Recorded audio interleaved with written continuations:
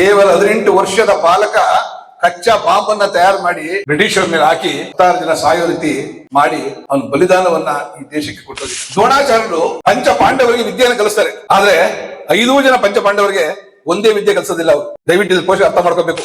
Facebook, Instagram, memory chips, wifi, Snapchat, world wide web, artificial intelligence ಇವೆಲ್ಲವನ್ನು ಅಮೆರಿಕಾದಲ್ಲಿರೋರು ಇದನ್ನ ತಯಾರು ಮಾಡ್ತಾ ಇದ್ದಾರೆ. ಅವ್ರಿಗೆ ಕೆಲಸವನ್ನ ಕೊಡ್ತಾ ಇದ್ದಾರೆ, ಅವ್ರು ಪ್ರೊಡ್ಯೂಸರ್ ಆಗಿದ್ದಾರೆ, ನಾವು ಎಂಡ್ ಯೂಸರ್ ಆಗಿದ್ದೀವಿ. ಸೆಮಿ ಕಂಡಕ್ಟರ್ ಚಿಪ್ಸ್ ಇವತ್ತು ಇಂಡಿಯಾದಲ್ಲಿ ಇಲ್ಲ. ಇವತ್ತು ಸೆಮಿ ಕಂಡಕ್ಟರ್ ಚಿಪ್ಸ್ ಅನ್ನ ಒಂದು ಸಣ್ಣ ದೇಶ ಸೆಮಿ ಕಂಡಕ್ಟರ್ಸ್ ಅನ್ನ ತಯಾರು ಮಾಡ್ತಾ ಇದೆ. ಅಲ್ಲಿಂದ ನಾವು ಅದನ್ನ ತರಿಸ್ಕೊತಾ ಇದ್ದೀವಿ. QR ಕೋಡ್ ಅನ್ನ ಜಪಾನ್ ದೇಶ ಕಂಡುಹಿಡಿದು ಸಾವಿರಾರು ಕೋಟಿ ಆದಾಯವನ್ನ ತೆಗೆದುಕೊಳ್ತಾ ಇದೆ.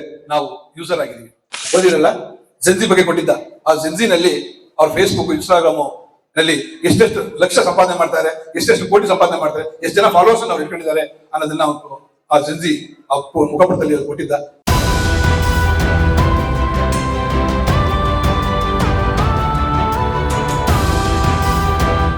ಹಂಚಿಕೊಂಡು ಈ ದಿನ ನಮ್ಮ ಫಸ್ಟ್ ಇಯರ್ ಮಕ್ಕಳನ್ನ ಸೆಕೆಂಡ್ ಇಯರ್ ಮಕ್ಕಳು ಇನ್ವೈಟ್ ಮಾಡ್ಕೊತಾ ಇದ್ದಾರೆ. ಪ್ರಶಸ್ತಿಯನ್ನ ಸ್ವಾಗತ ಉತ್ಸವದೊಂದಿಗೆ ಆಚರಿಸ್ತಾ ಇದ್ದಾರೆ.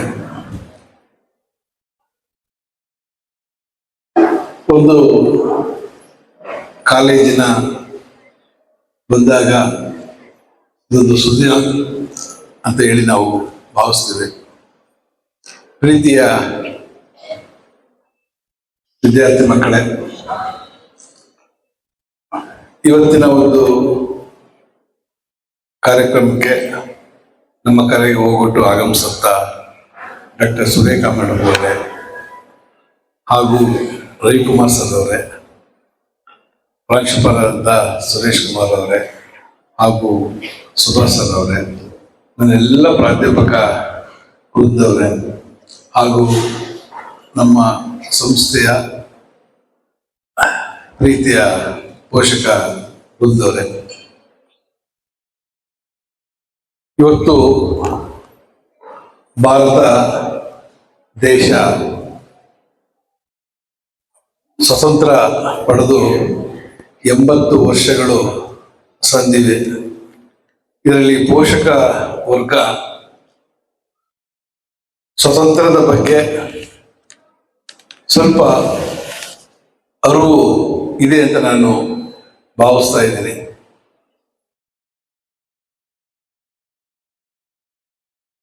ಆದರೆ ಇಲ್ಲಿ ಕುಳಿತಿರುವಂತ ವಿದ್ಯಾರ್ಥಿ ಮಕ್ಕಳಿಗೆ ಬಹುಶಃ ಅದರ ಕಿಂಚಿತ್ತೂ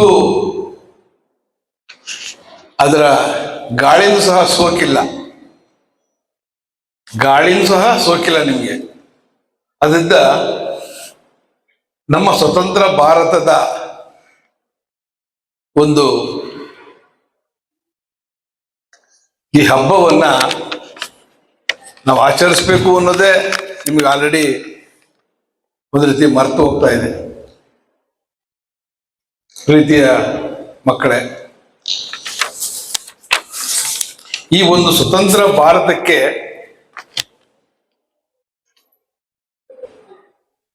ಎಂತೆಂಥವ್ರು ಬಲಿದಾನ ಕೊಟ್ಟಿದ್ದಾರೆ ಅಂತ ಹೇಳಿದ್ರೆ ನಿಜವಾಗ್ಲೂ ನೀವು ಆಶ್ಚರ್ಯ ಪಡ್ತೀರ ಮಕ್ಕಳ. ಒಬ್ಬ ಖುದೀರಾಮ್ ಬೋಸ್ ಅನ್ನೋನು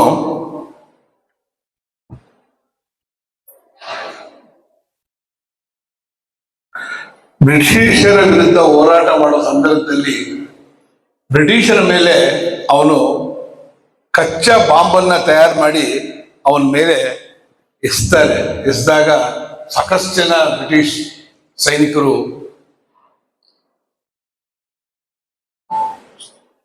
ಸಾಯ್ತಾರೆ. ಆಗ ಅವನಿಗೆ ಅವರ ನ್ಯಾಯಾಲಯ ಶಿಕ್ಷೆಯನ್ನು ಕೊಡುತ್ತೆ. ಅದು ಮರಣದಂಡನೆ. ನೀವು ಊಹೆನೂ ಮಾಡಕ್ಕಾಗಲ್ಲ. ಅವನ ವಯಸ್ಸು ಕೇವಲ 18. ಎಷ್ಟು ಮಕ್ಕಳ? ಕೇವಲ 18 ವರ್ಷದ ಬಾಲಕ ಕಚ್ಚಾ ಬಾಂಬ್ ಅನ್ನ ತಯಾರು ಮಾಡಿ ಬ್ರಿಟಿಷರ ಮೇಲೆ ಹಾಕಿ 16 ಜನ ಸಾಯೋ ರೀತಿ ಮಾಡಿ ಅವನು ಬಲಿದಾನವನ್ನ ಈ ದೇಶಕ್ಕೆ ಕೊಟ್ಟೋಗಿದ್ದಾನೆ. ಅದೇ ರೀತಿ ಬಾಜಿ ರಾವತ್ ಅನ್ನೋನು ಬ್ರಿಟಿಷರು ತನ್ನ ಹಳ್ಳಿಗೆ ಬಂದು ದರ್ಪ ತೋರಿಸಿ ಅವರು ಮತ್ತೆ ನದಿಯನ್ನ ದಾಟಬೇಕಾಗತ್ತೆ. ಆ ನದಿಯನ್ನ ದಾಟೋದಕ್ಕೆ ಆ ಹುಡುಗ ಒಬ್ಬ ಅಂಬಿಗನಾಗಿ ಅಲ್ಲಿ ನಿಂತಿರ್ತಾನೆ. ಆಗ ಹುಡುಗನ ಕೇಳ್ತಾನೆ, ನನಗೆ ನದಿ ದಾಟಿಸೋದು ಕೇಳ್ತಾನೆ. ಆಗ ಹೇಳ್ತಾನೆ, ನೀವು ಬ್ರಿಟಿಷರು ನಮ್ಮ ಊರಿಗೆ ಒಂದು ದಬ್ಬಾಳಿಕೆ ಮಾಡಿದ್ದೀರಾ, ಅದನ್ನು ನಾನು ನಿಮ್ಮನ್ನ ದಾಟಿಸೋದಿಲ್ಲ ಅಂತ ಹೇಳ್ತಾನೆ. ದಾಟಿಸಲ್ಲ ಅಂತ ಹೇಳಿದಾಗ ಅವರು ಅವನ್ನ ಗುಂಡಿಟ್ಟು ಅಲ್ಲೇ ಕೊಲ್ತಾರೆ. ಆ ಹುಡುಗನ ವಯಸ್ಸೆಷ್ಟು ಗೊತ್ತಾ? ಕೇವಲ 12 ವರ್ಷ. ಕೇವಲ 12 ವರ್ಷ. ಯಾಕೆ ಈ ಮಾತನ್ನು ಹೇಳ್ತೀನಿ ಅಂದ್ರೆ, ಪ್ರೀತಿಯ ಮಕ್ಕಳ, ಇವತ್ತು ನೀವು ಏನು ಈ ನೆಲದ ಮೇಲೆ ನಿಂತಿದ್ದೀರಾ, ಇಷ್ಟೊಂದು ಸ್ವತಂತ್ರವಾಗಿ ಗಾಳಿ, ಉಸಿರು, ಆಹಾರವನ್ನ ಸೇವಿಸ್ತಾ ಇದ್ದೀರಾ.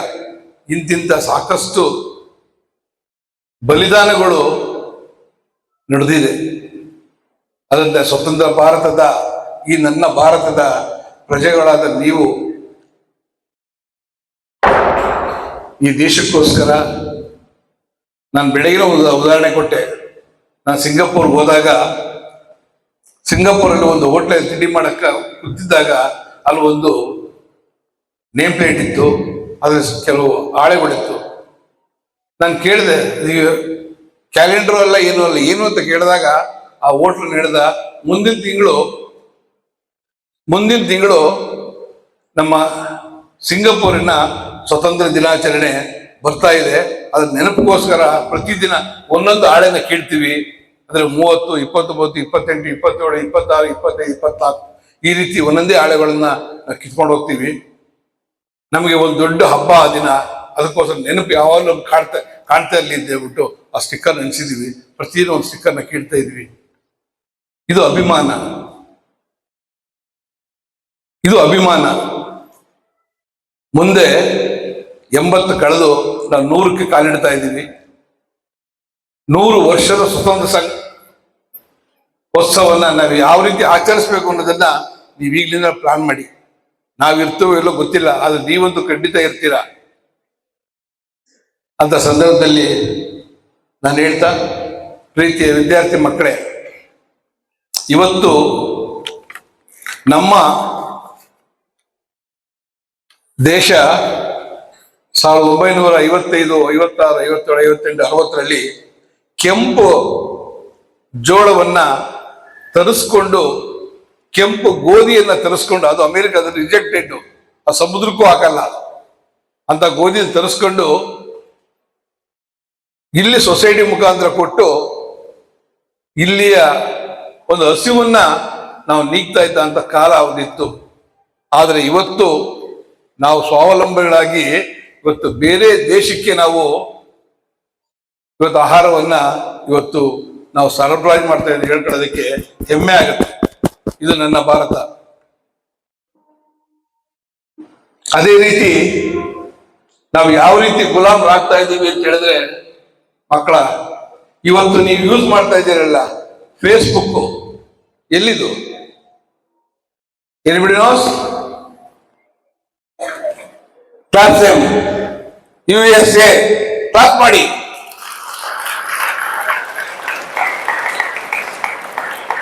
Facebook, Instagram, memory chips, wifi, Snapchat, world wide web, artificial intelligence, ಇವೆಲ್ಲವನ್ನು ಅಮೆರಿಕದಲ್ಲಿರೋಂಥವರು ಇದನ್ನ ತಯಾರು ಮಾಡ್ತಾ ಇದ್ದಾರೆ. ಅವ್ರಿಗೆ ಕೆಲಸವನ್ನ ಕೊಡ್ತಾ ಇದ್ದಾರೆ. ನಮ್ಮಲ್ಲಿರೋಂಥ ಮೇಧಾವಿ ಬ್ರೈನ್ಗಳು ಅಲ್ಲಿ ಹೋಗಿ ಇವನ್ನೆಲ್ಲವನ್ನು ರೆಡಿ ಮಾಡ್ತಾ ಇದೆ.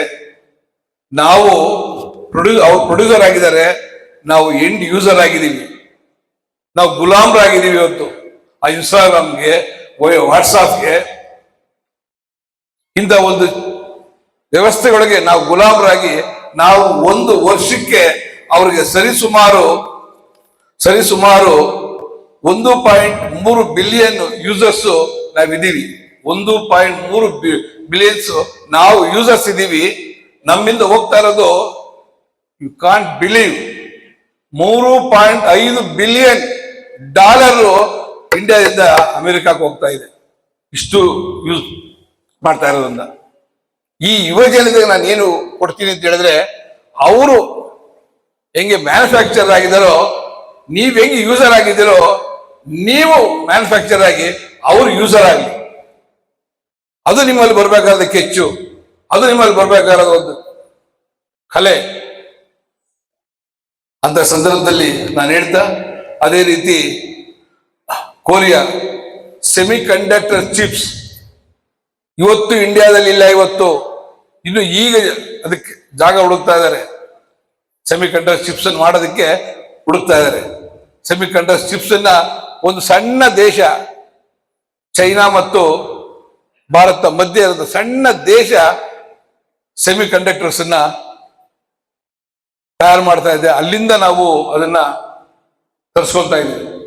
ಅದೇ ರೀತಿ ಜರ್ಮನ್ ಆಟೋಮೇಷನ್ ನಲ್ಲಿ ಅಡ್ವಾನ್ಸ್ ಆಗಿ ಬೆಳೆದಿದೆ ಜರ್ಮನ್. ಅದೇ ರೀತಿ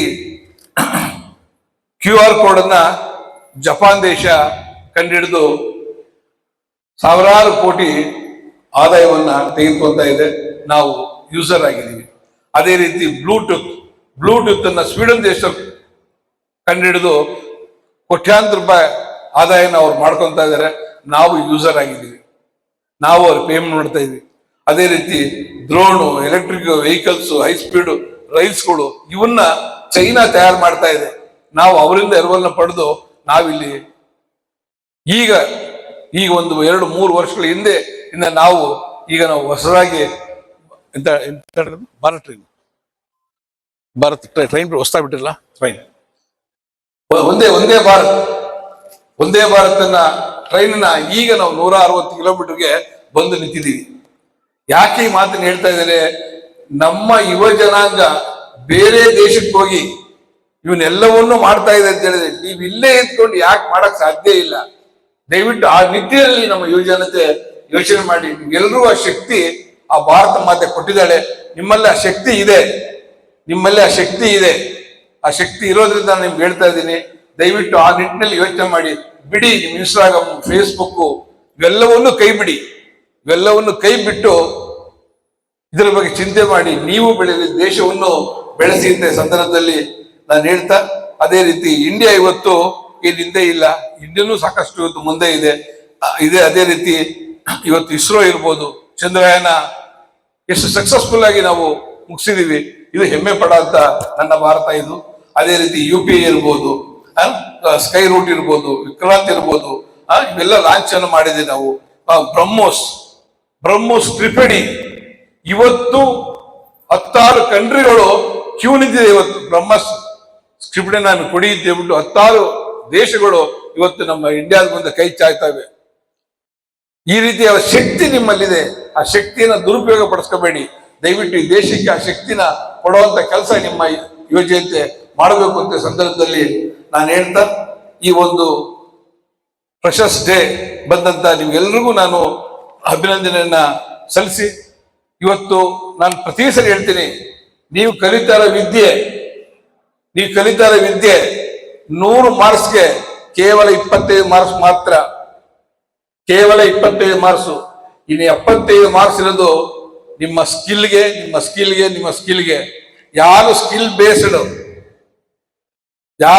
ಬೇಸ್ಡ್ ವಿದ್ಯೆಯನ್ನ ಕಲಿತಾರೋ ಅವರು ಜೀವನದಲ್ಲಿ ಖಂಡಿತ ಒಳ್ಳೆ ಯಶಸ್ವಿಯನ್ನು ಕಾಣ್ತಾರೆ. ಅವರಿಗೆ ಅವ್ರದೇ ಆದ ಗೌರವ, ಅವ್ರದೇ ಆದ ಒಂದು ಸ್ಥಾನಮಾನ ಅವ್ರಿಗೆ ಕಾಯ್ತಾ ಇರುತ್ತೆ ಯಾವತ್ತೂ. ಇದನ್ನು ದಯವಿಟ್ಟು ಎಲ್ಲ ಮಕ್ಕಳು ಅರ್ಥ ಮಾಡ್ಕೋಬೇಕು ಅಂತ ನಾನು ಈ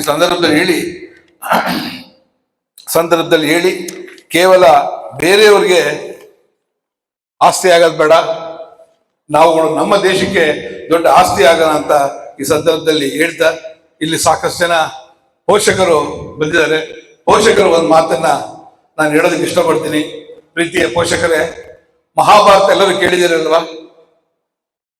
ಮಹಾಭಾರತ ಎಲ್ಲರೂ ಕೇಳಿದಿರೋ ಇಲ್ವೋ? ಪೇರೆಂಟ್ಸ್ ಹೇಳಿ, ಕೇಳಿದ್ರೆ ಕೇಳಿಲ್ಲ ಅಂತ ಹೇಳಿ, ನಾನು ಹೇಳ್ಕೊಡ್ತೀನಿ. ಕೇಳಿದಿರಲ್ಲ? ದ್ರೋಣಾಚಾರ್ಯರು ಕೇಳಿದಿರಾ? ದ್ರೋಣಾಚಾರ್ಯರು ಕೇಳಿದ್ದಾನೆ. ದ್ರೋಣಾಚಾರ್ಯರು ಪಂಚ ಪಾಂಡವರಿಗೆ ವಿದ್ಯೆಯನ್ನು ಕಲಿಸ್ತಾರೆ.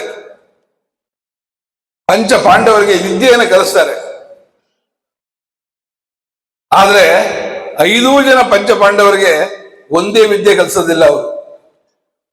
ದಯವಿಟ್ಟು ಪೋಷಕರು ಅರ್ಥ ಮಾಡ್ಕೋಬೇಕು.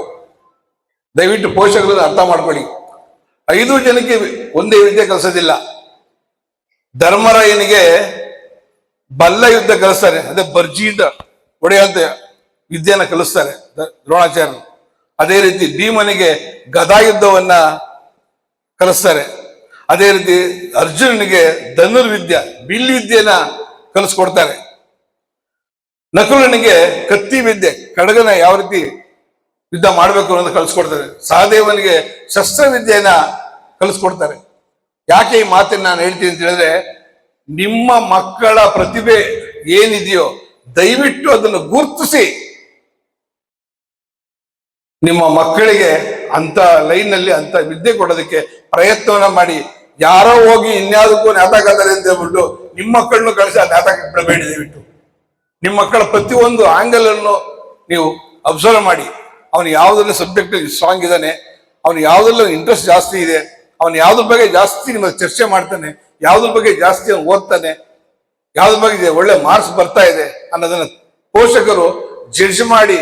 ಹೆಂಗೆ ದ್ರೋಣಾಚಾರ್ಯರು ಅವರು 5 ಜನ ಪಾಂಡವರಿಗೆ 5 ವಿದ್ಯೆಗಳನ್ನ ಹೇಗೆ ಕಲಿಸಿದ್ರು, ಅದೇ ರೀತಿ ಮಕ್ಕಳಿಗೆ ಅವರ ಪ್ರತಿಭೆಯನ್ನ ಗುರುತಿಸಿ ಕಲಿಸುವಂತ ಕೆಲಸ ಪೋಷಕರಿಂದ ಆಗ್ಬೇಕಾಗಿದೆ. ಇದು ದಯವಿಟ್ಟು ನಾನು ಎಲ್ಲ ಪೋಷಕರು ಕೈ ಮುಗಿ ಕೇಳ್ಕೊತೀನಿ, ಮನವಿ ಮಾಡ್ಕೋತೀನಿ. ಏಕೆಂದ್ರೆ ನಾನು ನೋಡ್ತಾ ಇದ್ದೀನಿ ಎಲ್ಲರೂ ಒಂದಕ್ಕೆ ಹೋಗಿ ಸೇರ್ಕೊಂತ ಇದ್ದೀರಾ. ಖಂಡಿತ ಹೇಳ್ತೀನಿ, ಇವತ್ತು ಎಷ್ಟು ಮೇಡಮ್ ತುಂಬಾ ಚೆನ್ನಾಗಿ ಹೇಳಿದ್ರು. ಎಂತೆಂತ ಆಪರ್ಚುನಿಟಿ ಇದೆ ಅಂದ್ರೆ ಅಂತಂತ ಆಪರ್ಚುನಿಟಿಗಳು ಇವತ್ತು ನಮ್ಮ ಕಣ್ಮುಂದೆ ಇದೆ.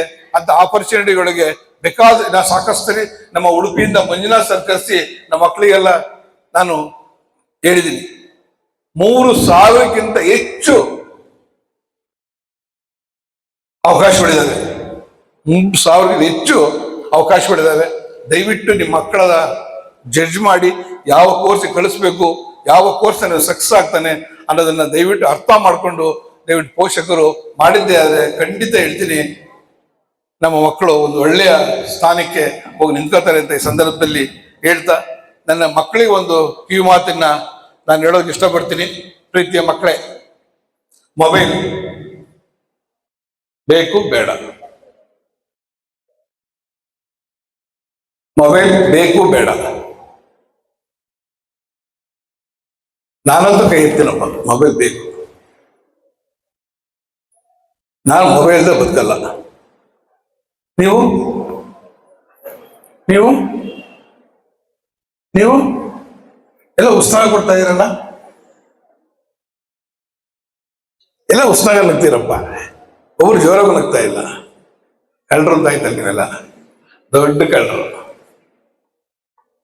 ನೋಡಿ ಮಕ್ಕಳ, ಒಂದು ಜ್ಞಾಪಕ ಇಟ್ಕೊಳ್ಳಿ, ಟೆಕ್ನಾಲಜಿ ಇಲ್ಲದೆ ನಾವು ಬದುಕಕ್ಕಾಗೋದಿಲ್ಲ. ಇದು ಚೆನ್ನಾಗಿ ಅರ್ಥ ಮಾಡ್ಕೊಳ್ಳಿ. ಟೆಕ್ನಾಲಜಿ ಇಲ್ದಲೆ ನಾವು ಬದುಕೋದಕ್ಕೆ ಸಾಧ್ಯ ಇಲ್ಲ. ಅದನ್ನ ಮೊಬೈಲ್ ಬೇಕು. ನಿಮ್ಮಮ್ಮ ಏನಾದ್ರು ಅಡಿಗೆಗೆ ಜಾಸ್ತಿ ಉಪ್ಪಾಗ್ರೆ ಏನ್ ಮಾಡ್ತೀರಾ? ಸಿಟಿ ನಾವು ಮಕ್ಕಳ ಸುಳ್ಳು ಮಾಡ್ಕೊಂಡು ಏನಮ್ಮ ಅಡಿಗೆ ಮಾಡೋದು ಉಪ್ಪಾಗ ಬರಬಾರ್ದು ನಿಮಗೆ ಅಂತ ಹೇಳಿ ಏನೋ ಕಷ್ಟಪಟ್ಟು ಹೊಟ್ಟೆ ಹಸ್ತಿದ್ರೆ ಕಷ್ಟಪಟ್ಟು ತಿಂತೀರ, ಇಲ್ಲ ಅಂದ್ರೆ ಕಸಾರ ತಟ್ಟೆ ಹಸ್ತಿ ಲಟ ಅಂತ ಕೊಡ್ತೀರ. ಹೌದಲ್ಲ? ಉಪ್ಪು ಕಮ್ಮಿ ಇದ್ರೆ ಮಾಡ್ತೀರಾ, ಕೂಗಾಡ್ತೀರಾ, ಅಮ್ಮ ಉಪ್ಪು ಕೊಡಮ್ಮ, ಉಪ್ಪೆ ಆಗಿಲ್ಲ ಅದಕ್ಕೆ ಅಂತೀರ. ಹೌದಲ್ಲ? ದಯವಿಟ್ಟು ಉಪ್ಪಿಗೆಷ್ಟು ಗೌರವ ಕೊಡ್ತೀರಾ, ಉಪ್ಪಿಗೆಷ್ಟು ಮರ್ಯಾದೆ ಕೊಡ್ತೀರಾ, ಅಷ್ಟೇ ಮರ್ಯಾದೆನ ನಿಮ್ಮ ಮೊಬೈಲ್ಗೆ ಕೊಟ್ಟಿದ್ದೆ. ಆದ್ರೆ ಖಂಡಿತ ಹೇಳ್ತೀನಿ, ಮೊಬೈಲ್ ಇವತ್ತು ತುಂಬಾ ಒಳ್ಳೇದು. ಪ್ರೀತಿಯ ಮಕ್ಕಳೇ, ಈ ಮಾತನ್ನ ಮೊಬೈಲ್ ಉಪಯೋಗಿಸ್ಬೇಕಾದ್ರೆ ಪ್ರತಿದಿನ ನೆನ್ಕೊಳ್ಳಿ. ಉಪ್ಪಿಗೆ ಎಷ್ಟು ಮಹತ್ವ ಕೊಡ್ತೀರೋ ಅಷ್ಟು ಮಹತ್ವ ಮೊಬೈಲ್ ಕೊಟ್ಟಿದ್ದೇ ಆದರೆ ಖಂಡಿತ ನಿಮ್ಮ ಭವಿಷ್ಯ ಶುದ್ಧ ಆಗುತ್ತೆ. ನೀವು ಒಂದು ಒಳ್ಳೆಯ ಸ್ಥಾನಕ್ಕೆ ನಿಂತ್ಕೋತೀರಾ, ನಿಮ್ಮ ತಂದೆ ತಾಯಿ ಆಸೆಗಳನ್ನು ಪೂರೈಸ್ತೀರಾ ಅಂತ ಈ ಸಂದರ್ಭದಲ್ಲಿ ನಾನು ಹೇಳ್ತಾ, ಆದಷ್ಟು ವಿದ್ಯಾರ್ಥಿ ಮಕ್ಕಳ ನೀವು ಲೈಬ್ರರಿನಲ್ಲಿ ಕಾಲ ಕಳೆಯೋದನ್ನ ಜಾಸ್ತಿ ಮಾಡಿ, ಬುಕ್ಸ್ಗಳನ್ನು ಓದಿಸಿ.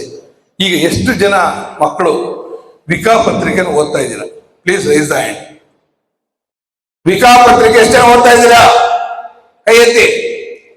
ಯಾರು ಓದ್ತಾ ಇಲ್ವಾ? ಕೈ ಎತ್ತಿ ಮತ್ತೆ. Raise the hand please. Raise the hand. Good good. ನೀವು ಓದ್ತಾ ಇಲ್ವಾ? ಕೈ ಎತ್ತಿ ಮತ್ತೆ. ಎತ್ತಿ ಕೈ. ಓದ್ತಾ ಇಲ್ಲ ವಿಕಾ ಪತ್ರಿಕೆ? ನೀವು ಓದ್ತಾ ಇಲ್ವಾ? ನೀವು ಓದ್ತಾ ಗಂಡು ಮಕ್ಕಳ? ಗಂಡು ಮಕ್ಕಳ ಓದ್ತಾ ಇಲ್ವೇನ್ರು? ಕೈ ಎತ್ತಕ್ಕೂ ನಾಚಿಕೆಗಳು ಹೆಂಗಸರು ಹೆಣ್ಣು ಕೈ ಬಿಡಿ. ಪ್ರೀತಿಯ ಪೋಷಕರೇ, ಕಳೆದ 1 ತಿಂಗಳಿಂದ ವಿಜಯ ಕರ್ನಾಟಕದವರು ವಾರಕ್ಕೆ 1 ಮ್ಯಾಗಝಿನ್ ತರಿಸ್ತಾ ಇದ್ದಾರೆ. ಅದು ವಿಕಾಮನಿ ಅಂತ ಹೇಳ್ಬಿಟ್ಟು ಬರ್ತಾ ಇದೆ. ದೇಶದಲ್ಲಿ ಆಗುವಂತ ಬಹಳ ಮುಖ್ಯವಾದ ವಿಚಾರಗಳನ್ನ ಅದರಲ್ಲಿ ತುಂಬಾ ಚೆನ್ನಾಗಿ ಅದನ್ನ ಕವರ್ ಮಾಡ್ತಾನೆ. ದಯವಿಟ್ಟು ಸಾಧ್ಯವಾದರೆ ಆ ವಾರಕ್ಕೆ 1 ಪೇಪರು, ಕೇವಲ 5 ರೂಪಾಯಿ 1 ಪೇಪರ್, ಅದನ್ನ ಮನೆಗೆ ತರಿಸಂತ ಅಭ್ಯಾಸ ಮಾಡ್ಕೊಳ್ಳಿ. ನಾವು ಇಲ್ಲಿ ಮಕ್ಕಳಿಗೆ ತರಿಸಿ 1 ಪೀರಿಯಡ್ ಓದೋದಕ್ಕೆ ಆ ಮಕ್ಕಳಿಗೆ ನಾವು ಅವಕಾಶ ಮಾಡಿಕೊಟ್ಟಿದ್ವಿ. ಕಾರಣ ಇಷ್ಟೇ, ಇವತ್ತು ನಮ್ಮ ಮಕ್ಕಳ ವಿದ್ಯೆ ಜೊತೆಗೆ ಕಾಮನ್ ಸೆನ್ಸ್, ಕಾಮನ್ ವಿಚಾರಗಳು ಅವರಿಗೆ ನಾವು ಮುಖ್ಯವಾಗಿ ಕೊಡಬೇಕಾಗಿರೋದು ಬಹಳ ಅವಶ್ಯಕತೆ ಇದೆ. ಈಗ ತಾನೇ ಮೊಬೈಲ್ ಬಗ್ಗೆ ನಿಮ್ಮ ಹತ್ರ ನಾನು ಮಾತಾಡಿದೆ. ಲಾಸ್ಟ್ ಟೈಮ್ ಪೇಪರ್ನಲ್ಲಿ, ಲಾಸ್ಟ್ ವೀಕ್ ಪೇಪರ್ಲಿ ಜೆನ್ಜಿ ಬಗ್ಗೆ ಕೊಟ್ಟಿದ್ದ, ಓದಿರಲ್ಲ? ಜೆನ್ಜಿ ಬಗ್ಗೆ ಕೊಟ್ಟಿದ್ದ. ಆ ಜೆನ್ಜಿನಲ್ಲಿ ಅವ್ರ ಫೇಸ್ಬುಕ್, ಇನ್ಸ್ಟಾಗ್ರಾಮು ನಲ್ಲಿ ಎಷ್ಟೆಷ್ಟು ಲಕ್ಷ ಸಂಪಾದನೆ ಮಾಡ್ತಾರೆ, ಎಷ್ಟೆಷ್ಟು ಕೋಟಿ ಸಂಪಾದನೆ ಮಾಡ್ತಾರೆ, ಎಷ್ಟು ಜನ ಫಾಲೋವರ್ಸ್ ಅನ್ನು ಅವ್ರು ಇಟ್ಕೊಂಡಿದ್ದಾರೆ ಅನ್ನೋದನ್ನ ಆ ಜೆನ್ಜಿ ಆ ಮುಖಪುಟದಲ್ಲಿ ಅದು ಕೊಟ್ಟಿದ್ದ. ಯಾಕೆ ಈ ಸಂದರ್ಭ ಈ ಮಾತನ್ನು ಹೇಳ್ತಿದ್ರೆ, ಈ ರೀತಿ ಸಾಕಷ್ಟು ವಿಚಾರಗಳು ತಿಳ್ಕೊಳ್ಳೋದಕ್ಕೆ ಅವಕಾಶ ಇದೆ. ಇವೆಲ್ಲ ಔಟ್ ಆಫ್ ದ ಸಿಲೆಬಸ್ ಇರೋ ಅಂಥವು.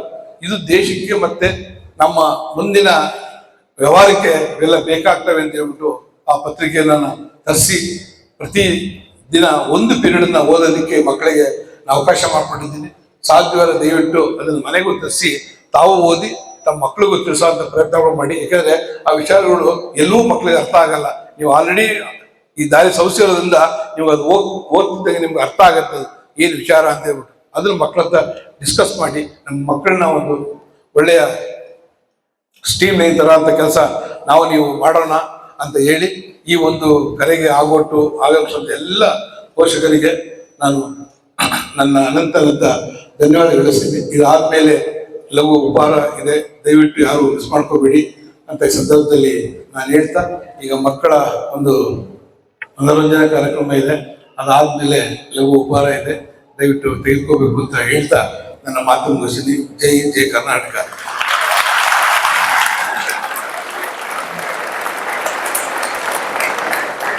जय बोलो भारत माता की, जय बोलो भारत माता की, जय बोलो भारत माता की।